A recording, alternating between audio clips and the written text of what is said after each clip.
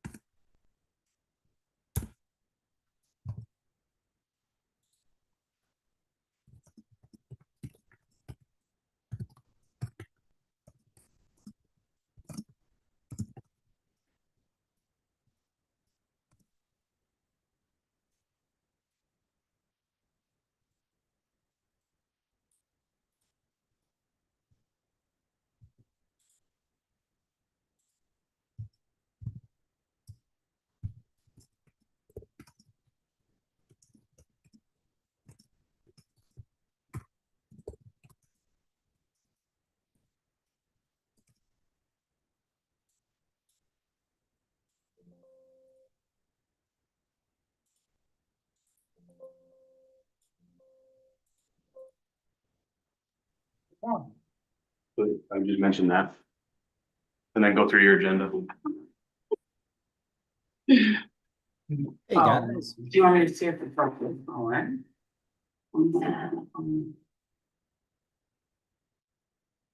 Aaron, can you hear okay? Aaron, can you hear us? Yeah, now that you're unmuted, I can hear you. Good evening, ladies and gentlemen, and welcome to the Economic Development Commission's meeting for the 20th of January. Currently, we are four. Jacob, and I'm sorry, John. and John is one of our new alternate. Lori, and we have Aaron on Zoom. Can I give it I can give it 2 or 3 minutes to wait for them? It's up to you. We can go into, we can pause the live stream for now if you'd like, and we can come back in 10 minutes, Let's pause the live stream for 5 minutes, that's okay. 5 minutes. Yeah. Okay. If you're not gonna come by then, So we're not gonna motion, let's just chat about stuff, right? I think the whole issue we're trying to talk about is try to do, how do we not attract businesses, but. Provide the incentive to get people, and I think the one thing we've discussed at all these meetings. Has been trying to take what we have, the assets we have and build upon. Like the ag side of Stafford, the motor speedway side. Huge opportunity, isn't it? Like really building upon the motor speedway and getting like even like a motor town. We got a guy who's giving us. We're making a fabric for a guy who's showing a 1934 Cadillac Phantom. And we're making the textile, and that business is on fire. So could that be You mean for upholstery? for upholstery, we're in the upholstery of the inside of a Cadillac, I think it's a 34, 35, a Phantom Cadillac. I mean, but. Phaeton. Okay, Phantom, but I think the issue is, can we use that as a basis of future? We're waiting to have a quorum, that's why we're having open discussion. Okay. So welcome. I mean, I think it depends on what the schedule is over there, because you could put up a screen and do something like that over there. You could, I mean, I've seen a venue like that have flea markets. I mean, there's so many different things we could do. I just don't know what the schedule is throughout the year. Over when we talk about the speedway. we're waiting for Stephanie, Okay. Aaron is on Zoom. And Rob was supposed to be here, but Rob said he is in traffic. Amber Oh, texted okay, me- just. Amber texted me she was gonna go remotely, but she's not gonna make that. I have a question. I was planning on bringing up during the meeting, but what is the traffic flow for Route 190 and Route 32? Does anybody know town's traffic flow? That's easily obtainable. It's the ADT. We can get that, that record is kept all the time and updated. Because if anybody's ever considering coming into town, that's the first thing they're gonna ask for is, the traffic flow. Part of the demographics of bringing business in the town. Right, To exactly, your point, they wanna know, exactly. they wanna know what your traffic. Another thing, is there a person that can be in contact if anybody wants to, write to the Economic Development Commission? Would you? Oh, We're okay, gonna update the site okay, and I was gonna go over the steps. I go over tonight, but I have to make a motion to do. cause I could come up with some thoughts every now and then, if I don't, No, we're gonna Yeah. so basically we're having.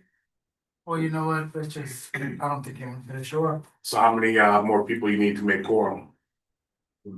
Okay, well, I'm an alternate member. oh. Get up front then, there you go, now you got a quorum. I'm sorry. You're a starter. Hi Tracy, I'm sorry, I don't. Thank Our you. first time meeting, so. Well, strap yourself in, huh? The answer to your question was around 30,000 a day. Is what they're saying. 90? Or 32, So you know it? So when was the last time that was done, 90? okay. As far as the traffic flow on 190? I think over the summer, they put those black strips in the road that count the traffic. Yeah, I remember I was seen looking that. at it last year and it hadn't been updated since 2020. So if it hasn't been updated, then I think that's something that we should look into, just because 2020, nobody was on the road. You know? Do it during the week that they have either the swap meet at Stafford Speedway or. You got a quorum, so you should call it to order. Yeah. Okay. They call the meeting to order, January 20th. So first off, we do have a quorum, 5 individuals. Aaron, you hear us? Yes, sir. Okay. So, pledge of allegiance.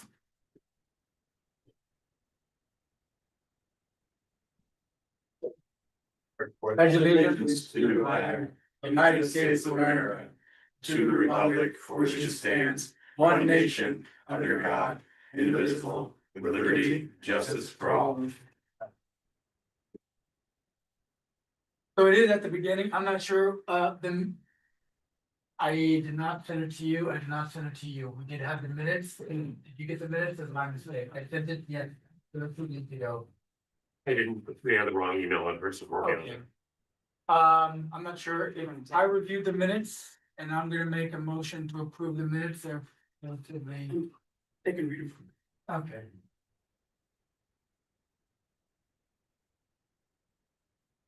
Real quick, if you don't mind, the camera's kind of aimed up, and that's perfectly fine, but could you tell me who is present? Because I can't quite see. Jacob. As far as the minutes, can they be printed, I think they're supposed to be printed so many days after the. Yep, meeting. and they were supposed to be posted to the site, and they will the next time. Oh, okay. Jacob, did you hear the question from Aaron? No, Aaron, He just wants to know if you could just announce who's present for your meeting. so Aaron, myself, we have Tracy, we have 2 alternates, Tracy, John, and Lori. Thank you very much. So actually, perfect time to. Approve the minutes. I make a motion to approve the minutes. So I also want to take the opportunity to announce, we've had a few resignations, some changes for the Economic Development Commission. We did lose 2 EDC members over the last week. Chuck Alfano and Larry Vaughn have provided their resignations, and our 2 alternates are stepping in. Do you want to introduce yourselves? Hello, my name is Tracy Dellison. I'm John Turnberg. I'm gonna move on to, I wanna review the sub-commission activity, number 4. So our Main Street Committee was actually headed by Chuck. So on the next meeting, I'll work to try to name a replacement for the Main Street Committee. On the New Business Committee, Rob is not here. Lori, do you have any comments? I do, we started to talk about different organizations and one of them. Advanced CT, and there are several others that actually you can actually register your town with. So that if people are looking within the state to actually go somewhere, you know, and find a location, we'll be there, because right now we're not there to look at as far The as. state organizations, they actually yeah. have. So that was one of the things that we started talking about, as well as, you know, just really building relationships and, you know, and finding out what relationships have already been built so we can continue those. Okay. For the Main Street Committee, as Chuck is not here, and Amber, if you do not know, Amber is not here tonight. Amber had a surgery, so she's not able to participate. But I do want to go in and talk about the website. As you know, the Stafford Springs website, the EDC is lacking in a lot. So I've made some changes that I want to discuss with you guys, if that's okay. You might need to Just tell me when you wanna change pages. move forward. So, as you know, right now, what we have on for us is on the business side, it's the idea to add how to start a business as a link on the business bar up at the top, and the link will then go directly to the EDC. Go on, go to step 2. So, basically, currently on the landing page for the EDC, it just has the name of the members. And I think the idea was to remove the members, move them to a different landing page. And if you see below, the Stafford Economic Development Commission has a mandate to make Stafford a business-friendly community. In effect, I just took the general mission of this group and laid it out. Attract new business, encourage expansion, plan and implement economic strategies, support local entrepreneurs, small business, promote Stafford as a good place to live, work and do business, and facilitate infrastructure improvements. And then you go one further. On step 3, the page menu will then have the commissioners at the top. Then we'll have the agenda and minutes, and then we'll have start a business. And the idea of a start a business is 5 different steps. Meet with the Economic Development Commission, create a business plan, choose a location, schedule inspections, acquire required permits, and then you're ready to go. Go forward. And then in effect, this will go to a separate landing page.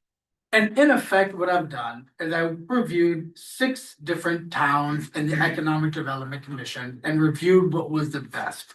To make it simple, but just so we know that, as you know, the biggest thing about Stafford is trying to generate economic development, and that is trying to generate entrepreneurship. And that leads to at least giving people the instinct, the incentive, the push to try to start a new business. Can you go forward one? And then probably the most important thing, we finally have a website, address. In the past, you had to call a 860 number. Currently, edc@staffordct.org goes to Amber. But in the future, the idea is that it will either come to me and all the members of the EDC to respond. So at least if there are any inquiries, we can at least try to work with the inquiries rather than having people visit us physically, which they don't do, or call us, which they don't do. Any comments, any criticisms, any additions? What do you think? Do you have a telephone number that you could be called? Can somebody We don't, we reach? just have the town. One of the things that, one of the steps on that you have up here. They might want, anyone who wants to start a business might want to meet with or consult with Andy Marchese in the zoning office. Okay, And for instance, just last Thursday, planning and zoning had a fellow from Wales, Mass, who came in and wants to possibly go into the 4 lots behind, I think it's where the automobile dealer is up here. on 190. And he met with, the planning and zoning, make sure that he was, going in the right direction as far as planning and zoning. That might be a good addition. So if anything, so basically on step 4, maybe have a hot link to go Yeah, directly But to, I'm just looking at that, I'm thinking it might be a little bit more specific on meeting with, or consulting by Andy. so expand step 4. Yeah. To be fair, I was worried about that I didn't know all the inspection that Yeah, I'll be needing. that's the thing I see. So I'll have to, if anything, I'll go speak with them directly to Yeah. understand what they need where it sounds. Yeah, or the Correct. planning and zoning office, you know. Yep, good idea. What do you want to use for a phone? You want to use the selectman's office or do you want to give out a phone? For a contact? I don't mind taking the calls. It's up to you, however you'd like to do it. You know, don't you think that in Because 2020? for instance, the discussion the other night was pretty informative for this fellow who came in.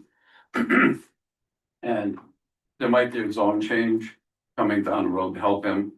And that's the kind of thing that any new business person would want to know. I think contacting Bill is. Better deal for having- Sure. Okay, Yep. I think, what's the telephone number currently on the website? It should be 860 Wait, where is it? 664-1777, and mine happens to be pound 8, but that Okay. makes it just selectman's office. Okay, was that, we'll make the addition and put Bill's number on it. Do any punch lists exist for what a business would need? Because attaching those here or somewhere here might be helpful, so that, Pardon my. well, meaning like, Punch list. what do you need when you come in? Like, if you're gonna come into town, what do you need to make? Yeah, what do you need? Well, no, but in other words, like. So okay, it's not line with what you need to have done. So like, in other words, don't do this before you do this, you know, once you complete this, then you can go to this step. And so forth, so because. So say it again. Some, Punch. a punch list or a checklist, if you will, on the things, you know, the things that people need to Yeah. get signed off on, really. Because some of the businesses that I've heard were frustrated because they kind of lost their way. You know, they went to one meeting and got direction and then they went back and then they had to go and do more stuff and they just got really frustrated with the process. They didn't feel like we were helping to support them. I So think maybe that's before- a really good point. I think that like, having a checklist or, you know, what you'll need, like building a folio of all the paperwork you might need or the So equipment you have to make, but Step just to your point, Mhm. that being such a good idea that we should probably think about within this commission, when there is that first step, meet with the Economic Development Commission, that each, you know, application, say, gets a liaison Mhm. to help them stay in touch with them and help them walk through the process so that we don't lose these opportunities. That was brought up very early on. I Okay. completely Let's kind agree of with that, footnote yeah. that, So basically, a member of the EDC would step forward and make. like a sponsor. Because let's face it, there's gonna be things that are gonna be told to a new business that they're probably not gonna be super happy about because that there are laws or guidelines or whatever we have to follow. However, if they feel that someone is actually going to help guide them through the process, or at least point them in No, the direction of absolutely. support, Absolutely. then they'll feel, you know, they won't lose hope and So basically- and walk away. So basically expand step 4, right? So the landing page, expand it. Get a sponsor, the good idea. I can add that as a step. And then the punch list Yeah. for the end and expand on that. So I'll add 2 steps. You'll be Well- assigned an EDC representative, sponsor, Mhm. EDC sponsor, and then we'll do a checklist. Yeah, I have a for the- small like language thing, but it jumped out to me because when you first started the presentation is that I think that it really should be open your business. Because start a business at first was a little misleading to me because I was like, oh, what kind of services are we providing people here, you know, like. But open your business also will, I mean, it gives an idea of like opportunity, but also Absolutely. the possessive word in there will get their buy-in more from like start to finish and just make them ID more with Stafford and getting it done here. Essentially. And just as a note, the Connecticut Small Business Administration does have a checklist for creating a business, like what you need to do as far as getting your federal EIN and going through and finding, you know, your tax number, all of that. So literally, if you Google start a business in CT, you'll get sent to ct.gov services business, start your business checklist, which is would be a great thing to link to. So we don't have to cover a lot of that ground, which is nice. Perfect. Any other comments? Yeah. Go for it. As far as meeting with the planning and zoning commission goes, they might want to do that after they meet with you, before they actually form a business plan. And reason why is because if, the zoning may affect their business plan.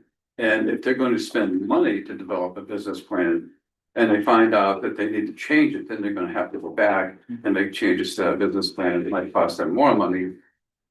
And to avoid that, they might wanna meet after they meet with you. On a preliminary basis, because planning and zoning does that. They'll meet with anybody on a preliminary basis and discuss, you know, what they need to do to come to town and what's expected and how they can be helped, as a matter of fact. Good idea. So The I help them with their business plan. Yeah. I think that like some kind of banner or something with businesses' logos.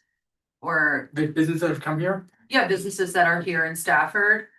If they wanna put their logos on the site and have that kind of, I mean, I don't even know what the town, it may, the legality or the, whatever it is, but if there's ad space sold on the town website or here, we can even sell ad web space too. well, the idea behind. For this like town is- businesses, you know, like Remember, this is an we're open giving them dialogue. for free. Yeah. You know, but, So the idea is to make additions that as they come, like I alright, think so it's that's an be like a addition. phase 4.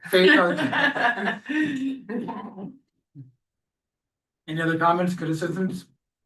I like these, are good. Let's Are bounce there it. any hurdles to starting a business in Stafford that you know of? No. So I think the most significant thing you're gonna run into is definitely gonna be your zoning. So that's why you wanna go see planning and zoning to begin with.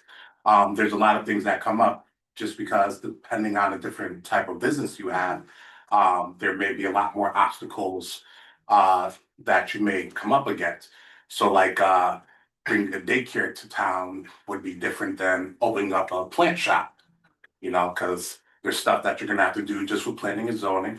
Then there's all the different licensing depending on the type of Food business. you're in. service is another one. Food service would be involved in our central health. Your point, that's. So it's all the zoning. So building and zoning would have the final say out of all of it. For the. They're the ones who can stop it. Economic Development Committee. They're the ones who would stop it. So they should go there first. That's why I think the idea. That's is what he was that- saying? Yep, Oh, okay. moving it up Okay. the list before you get too far in your business plan. There are a lot of physical spaces in town that are seemingly open and available. But not all of them are listed on some resources like commercial real estate resources, so. If there are, I feel like space that's available in town needs to be represented too. Because that's a big piece of opening your business, especially brick and mortar. We could just have an icon, Yeah. space like- available Yeah. to get people. You behind. should have a list of all All commercial, real estate, yeah, like, she was just saying that there's a lot of these places that are available, but they're not advertised because. You know, they wanna keep, Yeah, like the nail salon has a space available right next to it, but it's like a for rent with a phone number written in the corner of the window, so it's like. Yeah, they rented it out to the whistle shop Well, there you go, but for how many months, right? Yeah, So there it's a for a very good example of like, that wouldn't have been listed on a MLS or a. I know one person Garcia. has 5 houses right along Route 190. He doesn't wanna, you know, stop promoting that but they're available for commercial development. And okay. they're in, you know, they're in pretty prime locations too. I think the Well, idea is, what, Aaron? I was just gonna say, I believe that that's part of the overall plan involving the Main Street CT and kind of the general EDC plan is Well- to come up with a better way of organizing that data and presenting it to people. So I'm not saying that it's outside the scope of what Jacob's doing right now, but it's definitely a longer term project and Yeah, well, what definitely Bill- something. I was doing. Yeah. Definitely something that's been discussed though with the Main Street CT partnership. Well, and to that point, I mean, if there was a hyperlink to where that list would be. Mhm. Oh, You know, it's- absolutely. It's making us easier to use, and Yeah, that's for really. sure. Well, I'm also encouraging local business owners, if they have space, to put it on that list. Yep. This particular property I'm talking about is near the West Stafford Fire Department, and the fellow owns 5 out of the 7 houses right in the row. So that could accommodate a big shopping center even if they had somebody. But you know, he's not gonna put it on the market as a shopping center and then get taxed on it, so he's leaving it as, you know, house lots and stuff. But you know, it's something that the Economic Development Commission should be aware of. But the idea is to build the site, right? The site is our gateway to Right, Stafford, right? right. Currently, it's lacking in many areas. Right. It's a work in process, and I think with Amber out, Amber said she reckons she can get this up in a month. I think maybe ambitious, but I think that's a goal by next February. So I know we need to have it up before we can promote it, but how do we, you know, it's great to have, but how do we get it out there? Because. Facebook, social media. Okay. I honestly, what I've seen being a business, being in the town for 11 years, things happen on social media faster than I can nuance. Great. For good or for bad. Moving on to new business, I guess we've covered that with the. So moving on to the open discussion, as you guys know, we've been here now for what, 4 meetings? I think the big thing about this meeting, what I've did, I spent a lot of time reviewing the minutes of previous meetings in 2024. And I think what I wanted to do, and I guess with your help, your assistance, is really take a more of a proactive stance.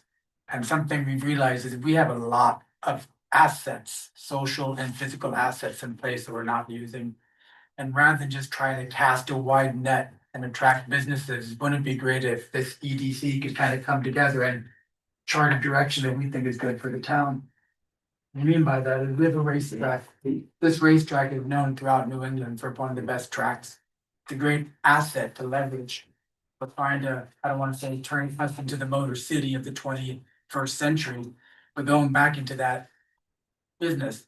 We have an ag community we talked about in August. That ag community is pretty vibrant. Wouldn't it be great to build upon that ag community and have a farmer's market that doesn't consist of 4 or 5 stalls when they want to meet, but do something a bit more concentrated. I work in a textile mill in the center of town. You know, we got Japanese and Korean clients coming here. We can create a destination. So I guess what I'm trying to say is, as long as I'm a member here, I would like to work toward a direction we can agree upon. And I think if we cast the net too wide, we're just gonna be wasting our time, you know? I mean, trying to get a larger supermarket to come here, we've learned about it. Trying to get another smoke shop to come on Main Street, that may be easy. There's only 2, you know, competition. But I think if we could kind of work and try to use this website as try to get ideas of a direction, we can build upon the direction. It's easier if there's one, and we have one. We have an ag community, we have a racetrack. So to attract somebody who builds cars, we got a racetrack there. Stafford Speedway has 5 additional events coming this year. Correct. They have, I forgot, I can't even remember the names of the races they're having in spring. Track thousands upon thousands. And they got that, one where they have the school bus races and stuff. Yeah. That's gonna be twice this year. I should have brought down the whole list of things, but they do have 5 events. And like you said, I would try to encourage them to even hold more events. Cause it brings more and more people to this town. So again, as long as I'm here, I think I'm gonna try to find direction. Yes. I think even Name since first. Henry Brooks, Two River Road, I think even since I was a kid, born and raised on Grant Ave. We've smallened down, we've been a smaller community. When I was a kid, we had Bacchus Motors, Ford dealership where Cumberland Farms was. big money, we had the Chevy dealer where the gym is. Yeah, Where Flex Apparel is, that was a Chevy dealer years ago. Yeah. So we had few dealerships out here, and where Simon Says was a dealership too, so I think we had 4 dealerships, and we used to have a soda company. We had a lot out here, now we have a big Y and a lot of small businesses. And being friends with small business on Main Street. She really pays the minimum to the town, it's a lot of state and federal taxes. That she pays quarterly more than the town is minimum for small business, she said. We had 2 bowling alleys even at one time. Well, I think Yeah. another thing is, there's like even the idea of rebuilding cars. The rebuilding car market's huge, right? Hit My Ride, was that on MTV? Yeah. I mean, I hate to say it, but people pay top dollar for cars to be. I'm a fan of classic cars, I go to the mechanic and keep it running, go to the car wash every day. Even turning keep it Stafford Springs alive. into a classic car community. I got finished before whoever came in late, we're doing the wool interior for 19, whatever it is, 36, 35. 34, you said. Yeah, 30, whatever that have life is. But I think the point is that that's the market we can build upon. And so it's almost take those directions, agriculture, automotive. I work in a textile mill, so I have to say textiles, but textiles. I think if we, rather than just trying to cast the net, I think we're trying to build upon those assets. At least we have momentum behind us. How did we lose all these body shops that we used to have? We had Dick's Auto Body, Bacchus Motors had a body shop. I can name off probably at least 4 body shops that were extremely busy. We talked about this before, and I'm not sure if you're at the other meeting. I think generations, kids just didn't want it, Backus Motors was. Next generation Right. didn't wanna keep it going because of the crash. Right. You have 297,000 cars, we talked about that, right? 297,000 cars pass our town every week between Boston and New York. And we gotta give them a reason to get off. It's tough to build a body shop business because of the OSHA and everything, you know, they gotta meet extreme amounts of EPA stuff today. It's not like years ago where they just had a fan blowing the stuff out the shop and So it's stuff. something to consider, Yeah, but I think at least we can get a direction going. I think we can Exactly. Try to get something, yes. If we're ever gonna free up that space where that near where Stafford storage used to be, I think they changed the name. When the town will ever gain access to the property owner to the abandoned space would be a lot of there could be a potential. Country Village, Yeah, that was active when I was a kid. I don't know, this new ownership bought it and Country Village. well, that's the yeah, choices, videos, shops in Yeah. there, nail salons, that's the choicest commercial property that the town of Stafford has right now. Cause it's got access to a traffic light, it also has access from the cemetery road there and stuff. I had read on my thing there that about inviting him to a meeting, but you gotta have a good sized meeting if you ever did invite him out here. You know, try to work with the guy again instead of against him. I know I heard that he's a real tough guy to deal with, but. You know, Who's this chap? what's that? Who's this chap? Dunbeath Industries, there's active legislation, it's an active lawsuit. it's more than one person, I think. It's a big, It's an LLC. yeah. Yeah. The lawsuit over the building? It's a lawsuit over the property. It's hard to do it with an LLC though. That's the hardest part. I think it's gonna take us a lot of man hours. That's the way people operate now. There's more LLCs than there is anything because of insurance purposes and everything else. Okay, let's talk about ag. Agriculture is a great opportunity. We got slaughterhouse here, we got a lot of farms. We talked about that before. If I say I'm gonna get some cheese made in New Jersey, I don't get a lot of takers. If I say I'm getting some cheese made in Vermont, I got takers. And there's something we can build upon in Stafford Springs, right? With the slaughterhouse, with the ag community. We talked about, Chuck had mentioned the idea of some of those stores. The farmer to market stores and actually having something that's more not only during the winter summers, but maybe open a storefront somewhere to start trying to bring local farms to come in and make it a bit more. It's very low not a lot of money to get it started, right? You don't need that much fluid handling. And the space is available, and I think if the ag community in Ellington and Stafford knew that we were trying to bring more there, I think it can get their attention. So are you saying, for the town to put forward such a storefront, are you saying bring in an individual to open that shop? Probably bring individuals in to get a consortium, maybe a cooperative, get a cooperative movement going, so it's gonna be more than just the town. I think the town needs to Encourage. encourage. Is there time, so how do you encourage the property? For the building? So that seems like a barrier to the whole process. That's why we do it, try to find out, get the space. Try to first get the farmers, get people to kind of come together to say they're in need, right? Have a church and build it, they'll come, I'm not sure if they will. But the idea is to go out to the ag community locally and say, is there interest here? Like, talk to the ag community, almost like the speedway. Right. Talk to people in the speedway industry, would you have interest in coming to Stafford? We have the track, what are you doing, right? And do the outreach in those sectors as opposed to just opening and saying Stafford's open for business. I agree with that, yes. So I talked to, talk to my neighbors. And, they have their little small scale operations that they do with their vegetable stands. I think there is a need for it, but if we're going to do something like that, then we've gotta make it, a no-brainer for people to do that. So like minimize barriers and hurdles for that goal to be accomplished. So like we'll be able to give you this space at, whatever, whatever that cost may be, and have it really set up for a shoe-in, as far as like it's gotta look good, to make people wanna be able to invest that, because not everybody's gonna be coming in with like the financial backing to be able to throw it all in. Of So course. us offering some sort of The EDC, you're saying offering the support. yeah, if it's not even just like the EDC, but like being able to, like make sure that the zoning's good, make sure that the space is good, make sure they're getting like a good tax rate. I think that makes it a lot easier for people to, come here, like, yeah, I can see the upside to this. It's gotta be investor friendly.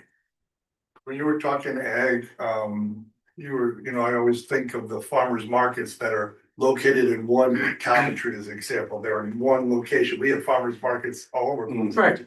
If we could just combine, then that farmers market starts to get a following, and then there's a storefront, and then there's a store. So I guess what I'm saying is a more proactive approach toward outreach to get them to realize we're interested in their business. Yeah, we're interested in all business. I mean, I don't think that it's an individual necessarily opening a business. Like that seems to me more like a person that's doing like a specialty, like food Yep. store gourmet thing. And what I think is needed in this town more than anything is like for what they're trying to do over at the grammar school, the elementary school, to how as an economic development committee can we support that instead of rethinking the wheel? Because what's going on over there is so there's parking. But in the warm months when the farmers markets are occurring, what you're asking people to drive over there, wherever that is, right? It's not in town and it's not around all of our other businesses, right? Or our main street push. So like, you have to think about like, is there a place that's like closer here? That's maybe we take advantage of the charm of our downtown, our beautiful gardens, and if we're talking about like 4 tents, which is what it is on a Saturday or Sunday, if we're lucky, like they can pop up maybe in our park.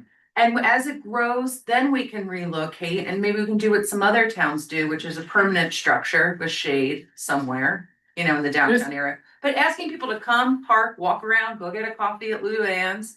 Maybe when you're done getting your groceries, you're popping into one of the pubs for a burger and a beer. So like we want to get things more interactive, and I think making it smaller will help at first. Absolutely. And centrally located. So there's that, the space, and then the second thing is like, why is there such low attendance? Do we have the day and times wrong for not only the farmers, but also the consumers? So like, I know it seems counterintuitive, but I know a town that has a very successful market, but it happens on like a Wednesday from 3:30 to 6:30 PM. Cause that's when the farmers can be there and the customers can be there, so. Like she just said, we used to have it on Furnace Ave. It's for the people that the Grace Para, the director of the Stafford Senior Community Center, gave vouchers to. Most of that poor communities in the borough, so I think you would get more sales with the vouchers that they give out, the farmer market vouchers to some of those people. I think they would be able to use them too if they could get there without a car and be able to walk on foot. They did it several places downtown. I think once was over at that park, but they put a fire pit in there, so and they made the last administration made a garden bed, took away a lot of the gravel. Looks pretty. It's welcoming now, but there was a space there, but now it's decorated. I think they just outreach, come up with ideas, get some interest, but rather than outreach to everybody and anybody with a business idea, I'm trying to find some verticals that I think we can build upon, right? And we have an ag community here that's built upon it. We got a racetrack here that's finding that means to get it going. And I think, as you mentioned, getting 5 or 6 people who'd be interested, say, look, I could come here. Or finding the farmer market, going to the individual growers and saying, why are you not, what's your opinion on why you're not selling more? Is it the day of the week?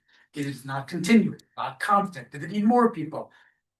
I'd rather take that initiative and focus on ag and racetrack, because those are 2 low hanging fruit, in my opinion.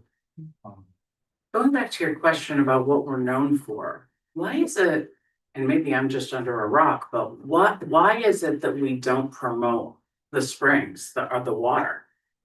I know, and like, Yeah, once we drop, I got a note in the mail one time from town hall. Stapled to some other communication that like was schooling me, but it was sent to everybody about like. When people ask you where you live, it's Stafford, not Stafford Springs, and I thought, what a bad idea to drop that from the branding. So the town's actually not the Springs, I guess, but we should play into that. I mean, Well, without a resort to enjoy the spring is in the middle of a town that almost gets run over by trucks every day. right, That's where the farmer's market should be, oh, can that, right behind the historical society in the park. Oh, no, that's where the spring actually is. 'Cause That's we what I'm talked saying. about that. That would be a That's what great I'm saying. spot, a lot of things, Perfect. That's the best space for it, it's flat. Yeah. Close to town. There's shade, Everybody can like get but there. it's not flooded Eating. Good point. from the rain. But still, like, having and then, I think the other side of it is like, we all know Coventry Farmers Market is the biggest in the. What do you call it, They company? got a lot. Coventry is one of the biggest around. Okay. So maybe not doing it on the day the Coventry is, so that we can attract some of the farmers to go there to come here. right, and when did they go? I think it's Saturday morning. Yeah, and it's at the Nathan Hale Homestead. Well, it's nice. Oh, Well, it no, is, yes. it's, I've never been there. Well, and it's, people drive from very far away to go to that one because it's so big. It's up through the year, No, I think it's only like like summer months. May through October. yeah, went to it's this at the years. mountain. Like you can invite people like Chet's Italian Ice. My friend owns Italian Ice. He goes there. Chet's Italian Ice is homemade Italian ice. He goes to the Coventry market. He's a vendor. He's invited, which brings in people from his area in Southington because they're traveling to a place to see something they like. And I think a lot of people come to Stafford. I mean, look at the swap meets. How many people we're bringing in from states 2-3 hours away?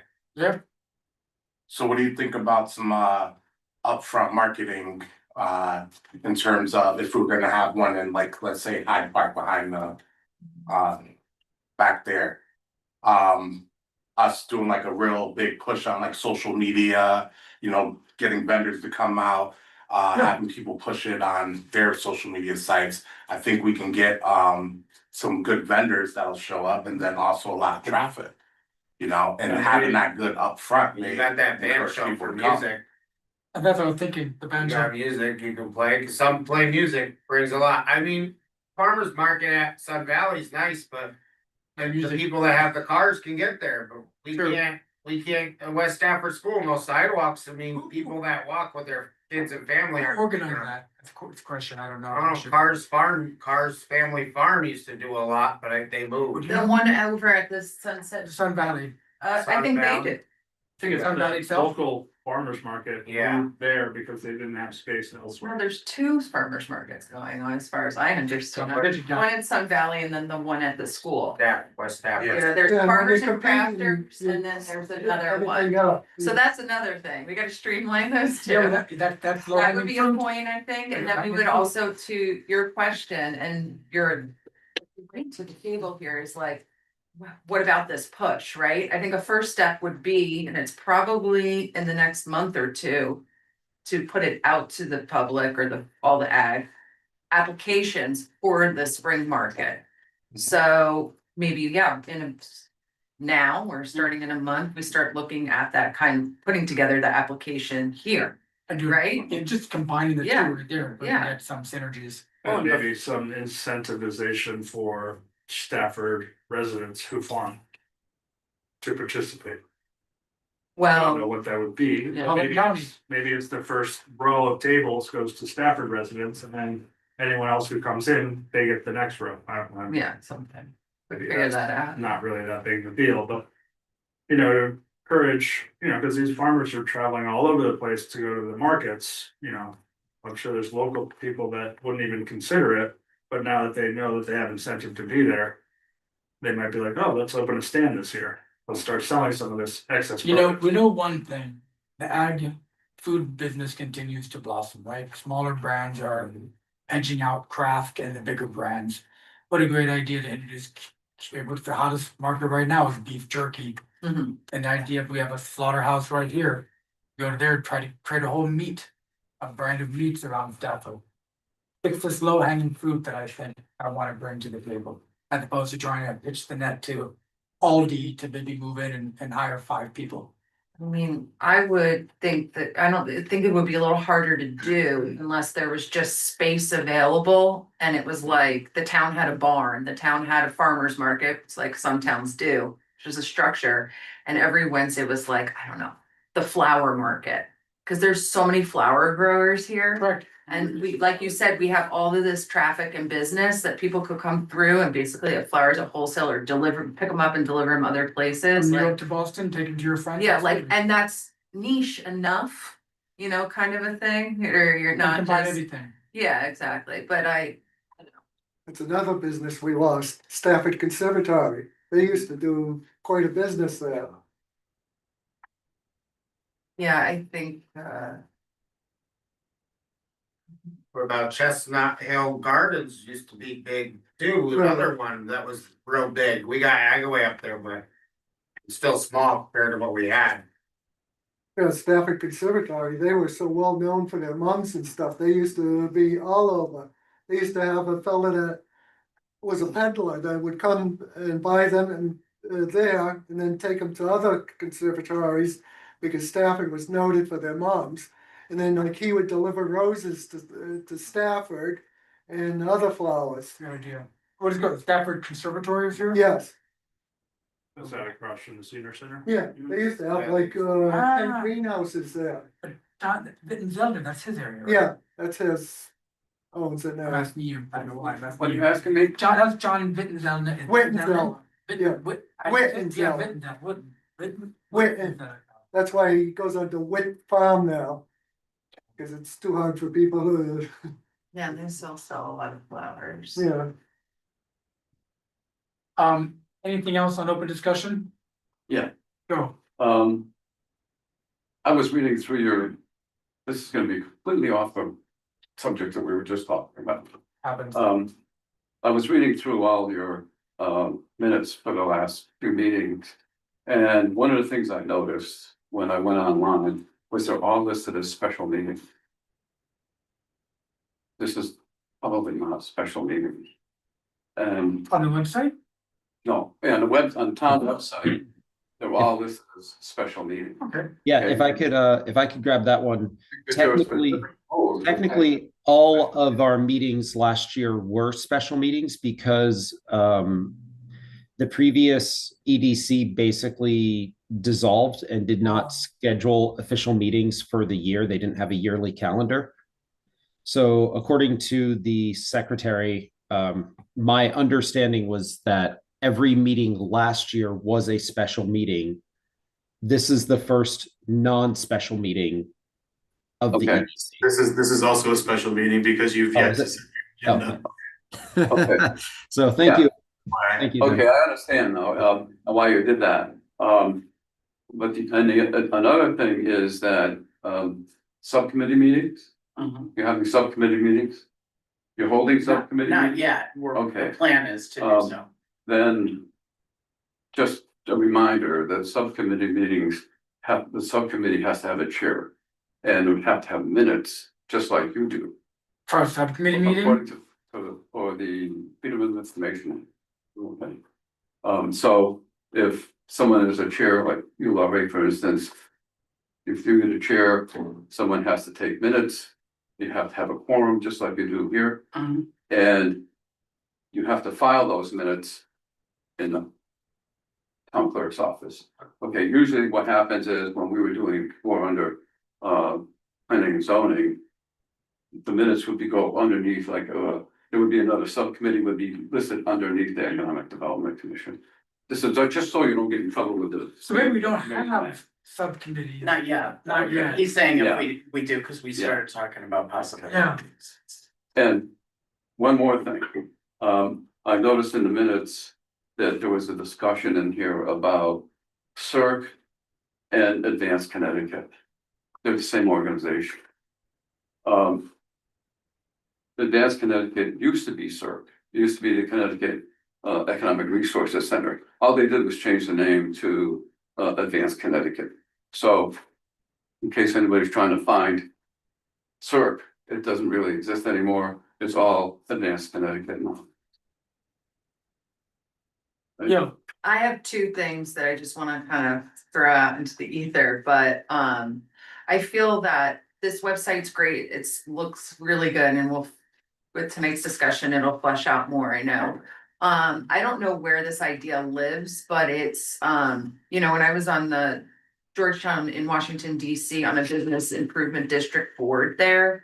One of our biggest focuses was like, right now tonight, we're talking a lot about attracting business and promoting business and helping to make business successful in Stafford Springs. But a big piece of that, I think, is how do we like attract the consumers here, right? So like our whole focus was more like, it was this part, but it was also about like the visitor experience and why they would come to Stafford and why they would bring their business to us as consumers. So I think that that's just good food for thought as we move forward to always think about like the why someone's gonna come shopping here, the why somebody's gonna come eating here, the why they're gonna come play here. So and to that end, I also think, and Jacob, you were talking about like, what are our assets as a town? And you mentioned the springs and we have agriculture and all these other things, mills. But the Palace Theater, towns that look like ours are in the area don't have a marquee like that. It's a jewel. And I think that we really need to figure out between the ownership there. I mean, listen, that place getting refurbished and booked and open for shows and things is probably years away, unfortunately. But can we just power on the marquee? And at the very least, do it over the weekends and the warm months so that when people are driving through in the evenings and at night, they say, oh, what's this place? Oh, you know what, let's go there. It's lit up, it's exciting, it adds some action. And then the last thing is that when we talk to businesses, I think when we're bringing them in, we should make suggestions of business hours. And we should talk to our business owners on Main Street and talk to them about business hours so that when you have successful shopping malls, strip malls, mall management dictates the hours of business, right? So that when people come there, they know they're open for business. We should think about doing something similar. They're all individual businesses, but we can say we like, stores to be open from 10 to 6 PM or 10 to 8 PM with retail. I mean, there was a period of time where David Bacchiacchi was promoting the theater more and more, but the trouble is, he's allergic to that building now, because he's got a pacemaker, and he says, when they stop bringing in the musical instruments and stuff, he says he can't stay in there. He said, he's had like 3 heart attacks, because of the bands that he has. This is a question, I'm new to town, was that Palace Theater rocking in the past? Oh, years, before Culver, he used to have an event there probably 2 or 3 times a month. The biggest challenge was the parking, but people dealt with it and figured Or it was it out. just local bands, what? No, he had some pretty well-known groups come there. I don't know how he could afford them, but Yeah, and honestly, now with, I mean, really a big bad or whatever, but Mhm. I mean, bands, yeah. Yeah. I think- Bands? Pardon? I think the problem No, no, with no. that is he's getting older, his business, he has to be up if there's a show. Cause when you're a business owner, you wanna make sure your property is protected and finding one of his people to help or finding reliable help that he can trust isn't always easy. I'm like, let's just make a call and ask him to put the sign on a timer. You know what I mean? And if he says it costs me $200 a month to do that, and let's figure out how we pay him. It's like so important. The building actually is in perfect turnkey shape. for Okay, there you go. anything in there right now. I'm up to date last year about buying the palace. Yes. So I'm pointing out you. So even if I didn't, as my company, buy that palace, even if, as long as he's still willing to sell it to anybody else. He already fixed everything up, the roofs is already nice. been replaced, everything's nice. oh, he's got it really nice. Sorry. But the one that I said, he's allergic to the place. He Yeah, can't- I do he that. can't go anywhere with I his just haven't done engine it. stuff. Okay. That's a lot of money to come up with too. Well, it's not, as far as my realm goes, because I do that business already, like I build, I help the Shepherd Company build Nomads Adventure Quest in South Windsor, we build nice. Revolutions, Crystal Bees in Southington. I run currently the Playboy in Manchester, like we already do entertainment everywhere, so now that I live in town, the idea was to We need a consolidate Playboy around everything here. And have all of that entertainment out of house, but then I started canvassing the area to talk about parking and then how to facilitate that to tie in with the other businesses around town. And that's kind of where we are right now.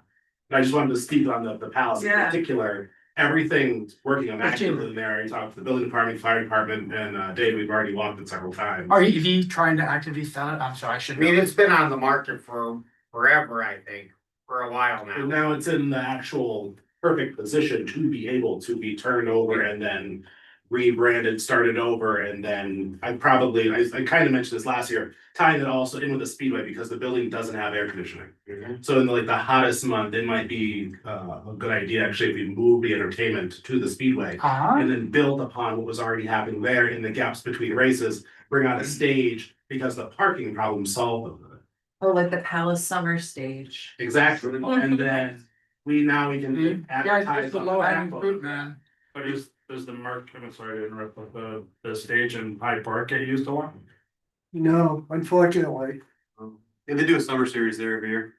Yeah, but I mean. They have a concert series Yeah, there. but No, they're not. how many days out of the year? This is the low-hanging Probably fruit. 3 days out of the year. This is the low hanging fruit. Might be a lot. I mean, the Palace Theater doesn't think. I think the Palace Theater would be good. It makes Stafford active after the time that it's usually Main Street's quiet. Correct. So, and it's good because all that heavy traffic is good. It's at that hour that it's offset too.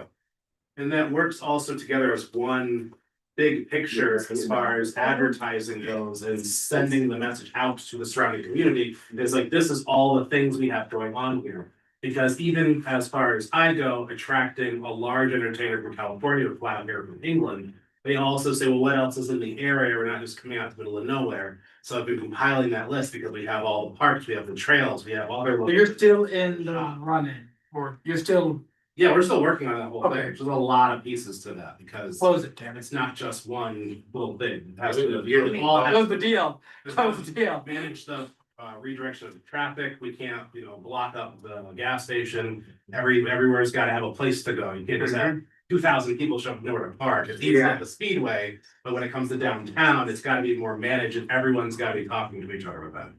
look at the tribute bands, that would be, oh my god. The weapon. Tribute bands are Tribute. such a, it's such a big thing right now. Jam band. Is that what they're about? No, you're. And I think when that thing is active down there, there's a lot of people, there's people outside and it's full. Oh, And it sounds nice, you hear it. you couldn't find a parking It's like the spot Speedway, it's adapted to the town. for a while. I gotta tell you, some of the tribute bands that we've seen are better than the original. Yeah. I lived at 81 Main Street and I could sleep right through them, cause there's really no bad drama that's with those bands, they're peaceful. Mhm. Cause they're just wanna hear their music and their Yeah. instruments. Yeah. That's the line. I think the other side of that coin too is like. And this might just be my own personal opinion, this is my own personal opinion. Like the lights at one of the smoke shops are so bright. That they light up the entire main street. It's right across from the marquee, by the way. But it's like, there's one smoke shop. It's fine, it's got the open sign, blinks, no big deal, the other one's like. And it brightens up the whole street when the downtown is supposed to feel warm and cozy. And I feel like maybe that's a zoning thing, I don't know, maybe you're doing it, like. Encouraging our businesses not only to keep hours, but like be open on the weekends, and maybe tone down the lights after 10 PM, like, you know, have certain things that keep our main street cozy and warm and inviting. They keep it that bright all through the night. Exactly. Yeah. We've been out there, you know, we go to Mike's on Main for a beer and you come out and you're like, whoa, what's that? Why is it so bright? And then I guess another sort of adjacent thing to that is like, there's a bunch of storefronts that are closed that aren't for sale. But they're just empty windows, full of boxes and whatever, like, is there any way to turn those spaces into like mini galleries? Like I've seen it in Providence where they take abandoned storefronts and they give it to an artist and they say you have 6 months to display any of your art. And then you go to the next window, it's an open shop, the next window is closed, but they have light on and you can see in and there's. I Just a don't- chair with a light. I don't know, 'cause I don't know that private, if I can go in there and demand anything. Well, not demand, but maybe like, because they're not using the space and it is on Main Street, say, hey, we're doing this Main Street initiative. We wanna bring in local artists. We wanna, you know, Yeah. show people what's available around here. It's really worth a conversation. So, there's this one fellow from town that owns like 5 buildings along Main Street. But like even where the antique shop was, he's trying to clean that up. And like you said, he's trying to get, another business in there, but he is struggling because of his health issues. Yeah. Well, it's just like interesting because, there's a lot of people that are trying to do this to towns and are successful at it, but all across the country. And this is super corny, but there is an influencer couple who has done this in their town in Mississippi. So well, in fact, that they've been now are consultants to go to other towns. There's a whole TV show about it too. And they ID in the town certain areas where you're gonna put up that mural, right? That kind of signature to the town. And then you're gonna ID those like key businesses that draw business in, when I say consumer business, right? They're gonna draw the people in. And that's a farmer's market or, the town barber shop, we need one, or a bakery, a coffee shop. So what are those key things?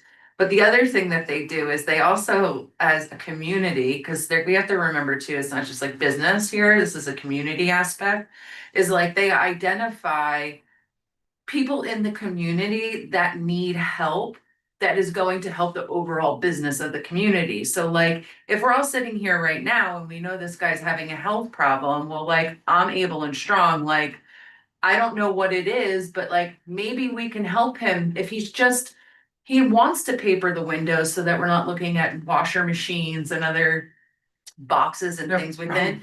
Like, Offer can support. we like make that conversation? Like, I can get a roll of paper and I can go put it up and make it nice and he can trim, Yeah. so what are these things and Sure. what an impact that's gonna make on our main street? And like, it's not gonna look derelict and dark to people, cause it's not just people who are gonna think, I don't wanna open my business there. It's like, why would I get out of the car? That building where the washing machines are, that's a huge building, believe it or Yeah, not. I know. But the person that owns owned it passed away. Yeah, And I don't know what his wife has got for plans, but yeah. it But you know, had to be a major job just to empty that building. Well, but even getting the first 10 feet cleared out for her, Yeah, yeah, we can help do Yeah. that. It doesn't, you know, it's not hard work. it might not be a bad idea to, suggest that to her. Actually, right, be more active that yourself, you know, as opposed to just throwing ideas, actually say we have a group of individuals who can support you in this. yeah. On the Saturday I bet afternoon. 50 people would show up from the community if you said, hey, we're helping to rehab this woman's I mean, home. how is it different than a trash cleanup on Earth Day? It's really not. This is like vital to the place where we live. You know, or Or at least like, you know. 2 or 3 Saturdays during the warmer Yeah. months that are like, you know, community cleanouts. And then we go and help residents clean out whatever they need cleaned up. Okay, now we're like, No, now no, we're just gonna be like, yeah, organize everybody, okay. We gotta do a smaller form. Yeah, alright, well, maybe we just reach out to those business owners that have open spaces and we can say, you know, we're offering a couple options to paper your windows, or, you know, potential Some of clean out the if you're business interested. owners are hard to get in contact with. Yeah. Cause I had one of my clients was interested in the place where the old Chinese restaurant was. They were intended on bringing they specialize in West Indian food, Caribbean food. Cool. And they wanted to have a location right there. I tried numerous methods for trying to connect with that property owner and was unsuccessful, you know, and stuff like that can be a barrier to filling those spaces downtown if the folks that currently hold the buildings are not coming to the table or don't have an interest in renting it out. Yeah. You know, especially with them being older and not wanting to take on the headache, like let's say the building's already paid off, they're not worried about it. The trouble with that place is, the fellow owns another restaurant and, but he's financially strapped. He really can't afford to bring it up. As it is, he, made the place look much prettier now. It's got new vinyl siding and stuff on it. Yeah, I saw that they did some stuff recently, Yeah, but but he, you know, bringing somebody else in that's, you know, willing to open up a business to help generate. he's got a good restaurant, but it's just a mom and pop type restaurant. And he's eventually gonna be forced to move. And that's why he's got that place ready to, so that when he absolutely has to, then he'll move in there. Okay. Yes. I came here tonight to see exactly what was gonna be discussed, and there's a lot of really good ideas, a lot of good discussion going on. Really nice if you could implement almost everything that's been said tonight. But, I'm gonna steer a little in a different direction, and that direction is the town of Stafford has a real financial problem. And it's financially strapped, period, okay? It's a depressed community now. The ideas we have here tonight, as good as they are not gonna solve that problem. It's just not gonna happen. Okay? It's not gonna bring in enough tax money to pay for good education. That's one of the main things we have to look at. The fact that you're already looking at Main Street is really positive. As far as I'm concerned, that's one of the main things that people look at when they want to move their business to a town. 2 things. What does a Main Street look like? What amenities are there? And what does the educational system look like? Is the educational system something that I want to teach, that I want to bring my kids to and have them educated in your system? If I move my business to town. And right now, I'm not so sure that that's where we are. So the question arises, how are you gonna bring all that money into town? And when you look at it, we're talking about probably several $1 million annually to get back to where we should be. When I was growing up in this town, there were several mills, something like the one you had. A lot of other ones here. They're all gone. You're the only one left. And they all paid taxes to town of Stafford. They drew in people for employment from all over the place. Rhode Island, because I worked in the mills. Rhode Island, Worcester, Massachusetts, that doesn't happen anymore. Stafford used to be the industrial hub of Eastern Connecticut. It no longer is. That lost that a long time ago. And with that, that lost all kinds of revenue. And so what's been happening is rather than businesses paying for the educational system, what's happening is it's getting dumped on the homeowners, the property owners. And that's what the problem we have is the taxes are way high. And the longer we let that happen, the harder it's gonna be to draw businesses to town. Okay, because the more business you have, the lower the taxes are all around because of the educational system. Educational system is the biggest one expense to the town of Stafford and any other town. When I was looking at a lot of this a few years back, Stafford was getting approximately 10% of its tax revenue from business income, business tax revenue. Other towns were 26% on average in the state of Connecticut. That's a long shot, boy, let me tell you, that's a long shot. There's a lot of has to be made up there. 2.5 times. And I think that that's the direction the Economic Development Commission needs to go in, is how do you draw in that kind of businesses and businesses that will pay living wages to people that will come here, pay tax money so that the educational system can be boosted up, so they can take care of the roads, those kind of things, and reduce the tax burden on the residential taxpayers. I think we're dancing around everything, but we're not talking about what the real problem is. Stafford has a revenue problem, it does not have a spending problem. That's what we should be looking at.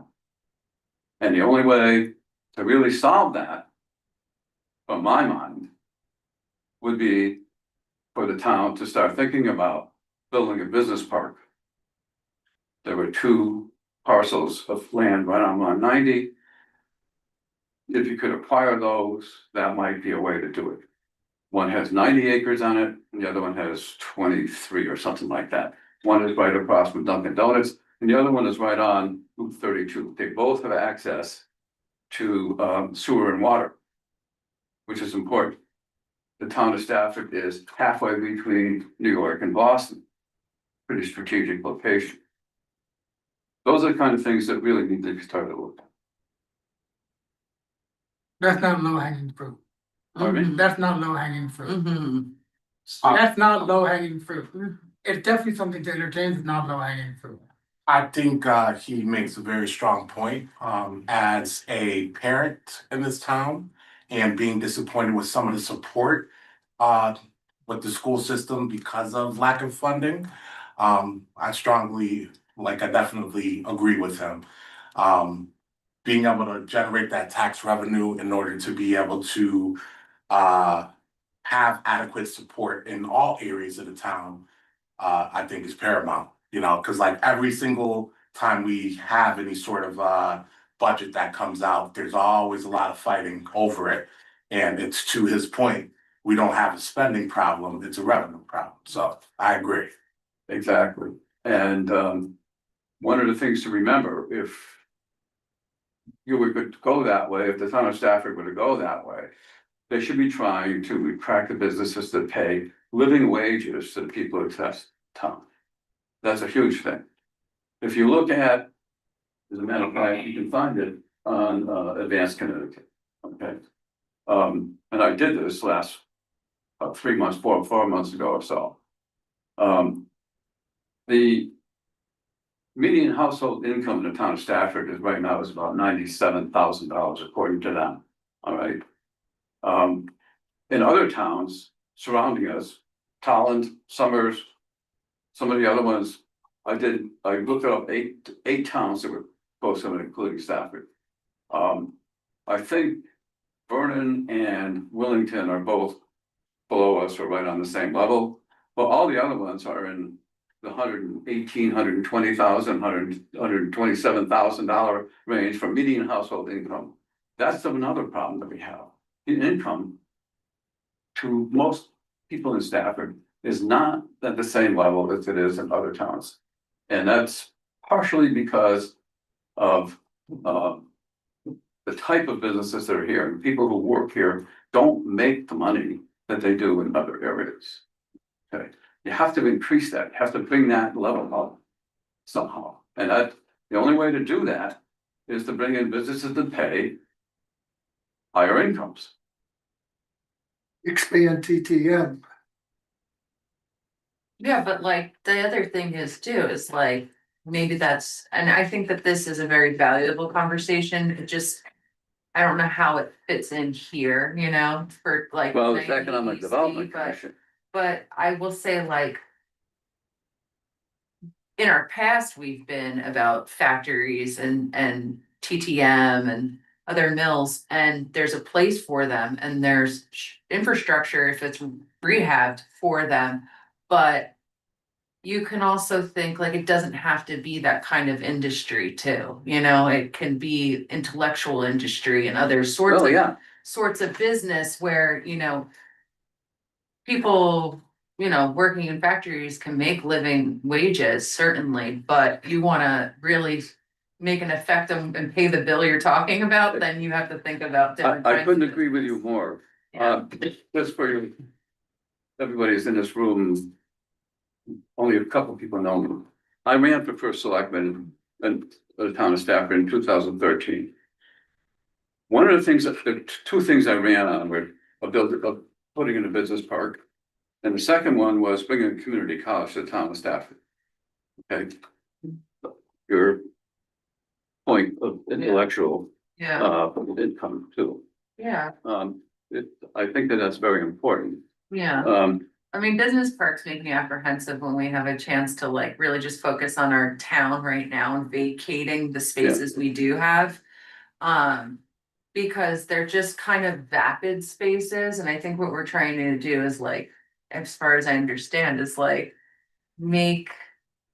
You know, capitalize on the quaintness of our town and make it hustling and bustling once more.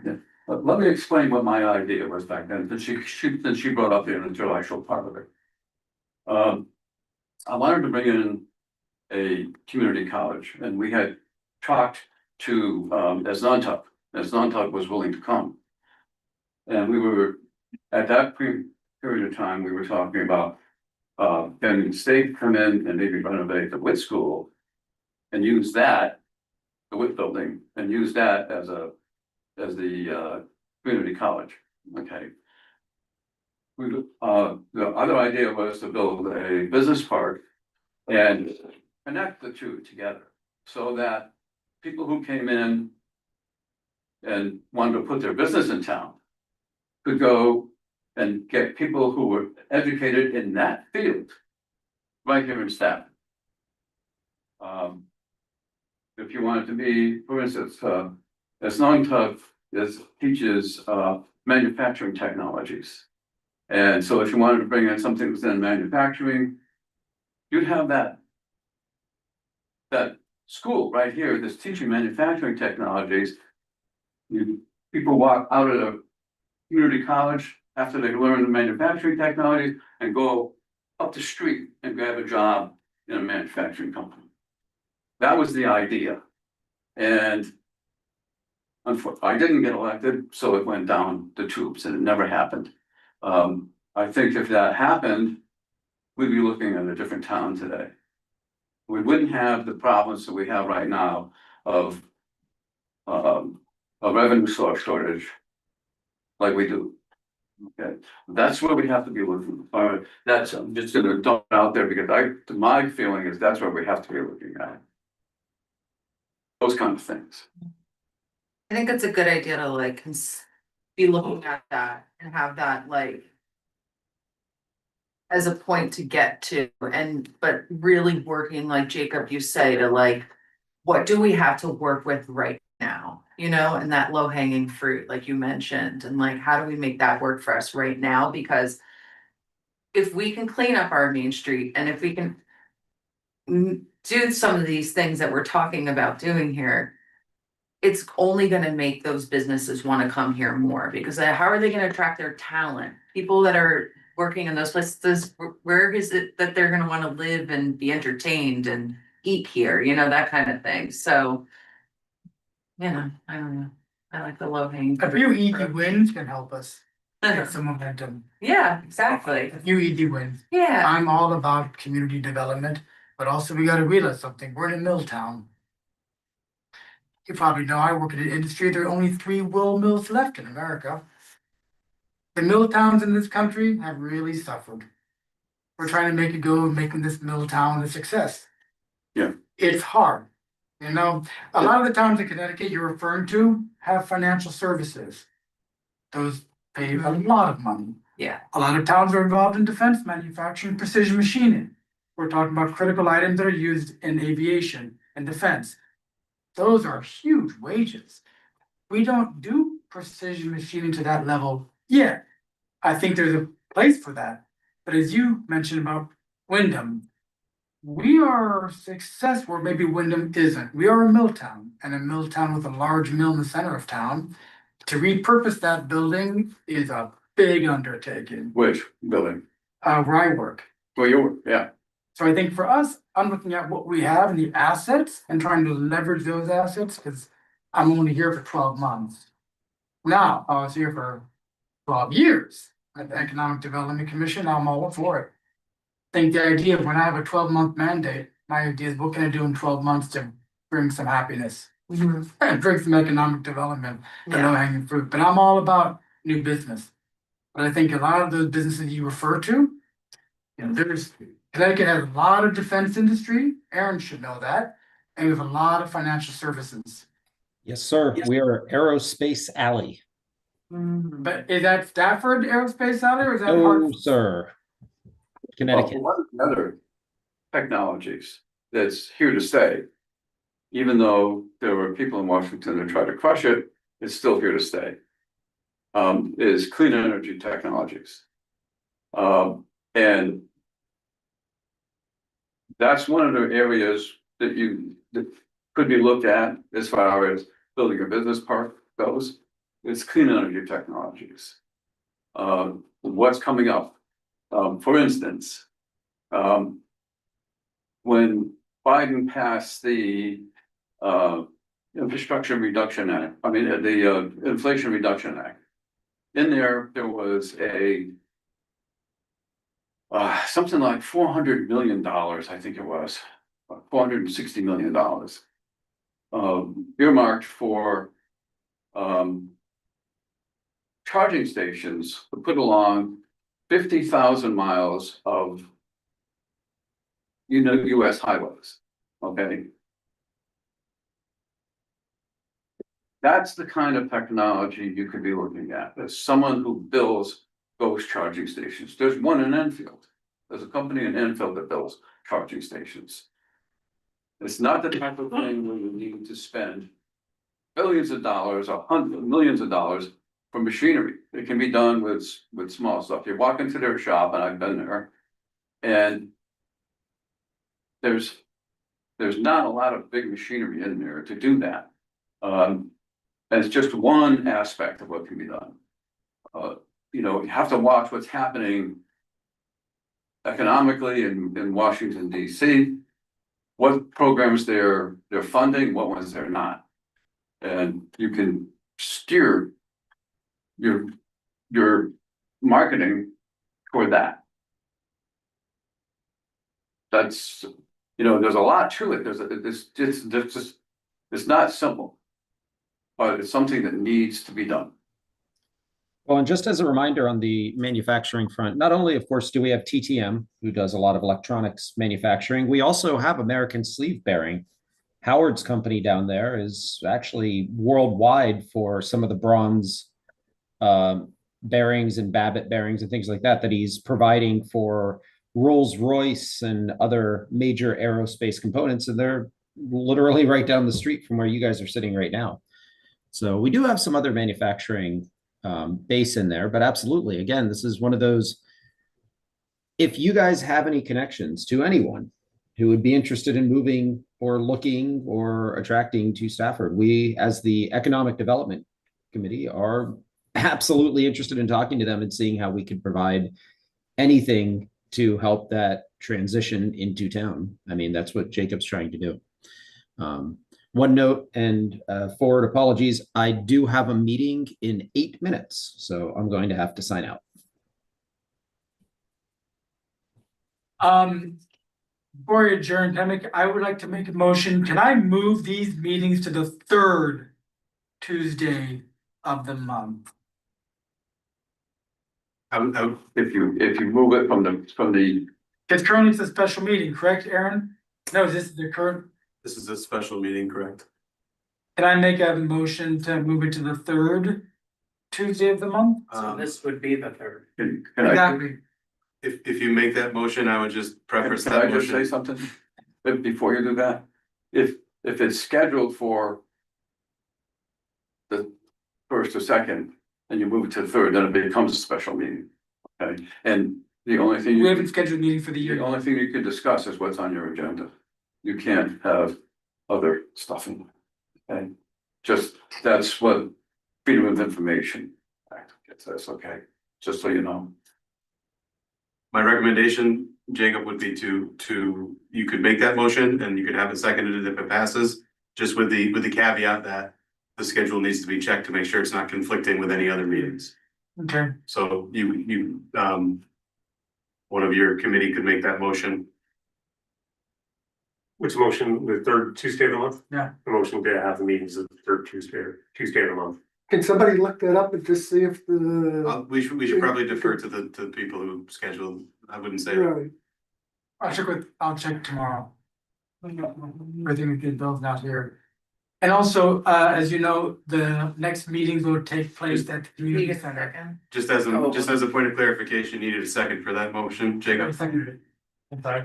Oh, okay, I seconded it, There's a sorry. motion and then there's a second, and then you have to, all in favor? Aye. And also, Aye. further meetings will be at 3 Buckley Highway. Not here anymore. Okay. That alone makes it a special meeting. I was told that we were not, Freedom of information. I was told we're supposed to be moving to 3 Buckley Holiday. I believe First Selectman Morrison wants to hold up most of the meetings up there as it's set up for a meeting space. Okay. So your motion wouldn't, when you set your agenda, if your agenda doesn't conflict with anybody else's meetings, You then go up there. that's why you'll be here. So it's a senior center? Yeah, yes. meeting adjourned. I think on the website, you need to put something not embedded in the. In the agenda, but to alert people because you're gonna have people showing up here. Yeah, I Well, think. now I understand why nothing's been done over all these years. Yeah, I'm like, we just ended the meeting.